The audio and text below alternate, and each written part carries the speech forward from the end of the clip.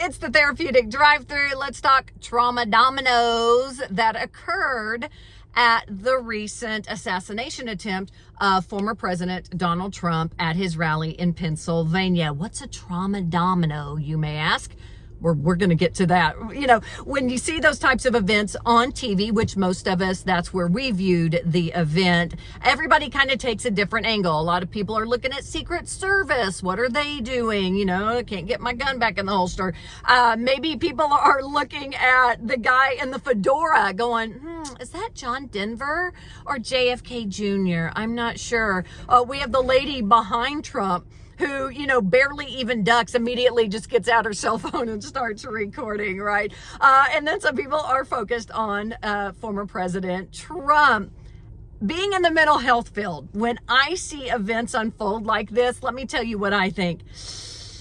There's the trauma domino. What is the trauma domino? Well, when we're talking about trauma, a lot of people are very knowledgeable, kind of understand what post-traumatic stress disorder is, PTSD. You hear that a lot. That comes from really experiencing a traumatic event. So what is the qualifying traumatic event when we talk about PTSD? Well, it is the threat of death or even sexual assault for you as an individual, okay? So that would classify former President Trump as, right, almost dying, okay? So that would give him a traumatic incident. But it also includes the, you know, near-death, death, or sexual assault of a family member or close friend.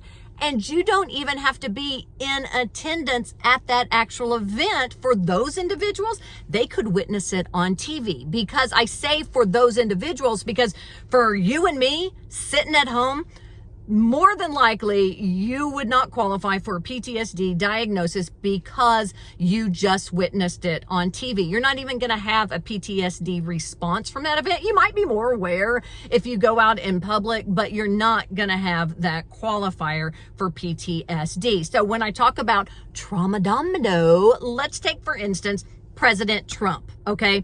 So former President Trump is standing there, has this near-death experience. Who all could receive a trauma diagnosis, PTSD, based on him? Well, you have his son Barron, right? Any of his kids could experience trauma from that, whether or not they were at the rally or not. Then you look at his wife or even one of his ex-wives, a close family member. You look at Secret Service being under the microscope. Any of those individuals could potentially at some point receive a PTSD diagnosis based on the fact of their connection with Trump. So think about that domino effect, because that's just one person. So now you look at the gentleman who lost his life, unfortunately, that you look at him, he was a retired fire chief. Think about all the people who have very close connections with him. You think about kids or grandkids or his parents, or, you know, and you start to see this overwhelming flood of people who will all be greatly impacted by that one event, and they weren't even in attendance. That to me is overwhelming. And we get this for every single event, because a lot of times we think, well, my kid wasn't there, so it's not going to affect them. Maybe that's what, you know, former President Trump is thinking, but it's actually wrong to assume that, because it could affect his son as well. So what are quickly some of the other things that go along with a PTSD diagnosis? We have intrusive thoughts and memories. We have, you know, flashbacks, we have nightmares, we have avoidance of a particular area. Maybe you avoid anything that makes you, remind you of that event. We are very irritable, you know, quick to anger. Our sleep patterns have changed. There's so many things that go along with that.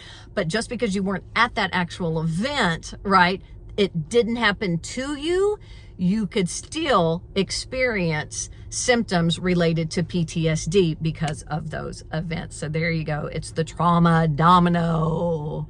Just blows your mind, doesn't it? That's the Therapeutic Drive-Thru. Subscribe, like, sharing is caring.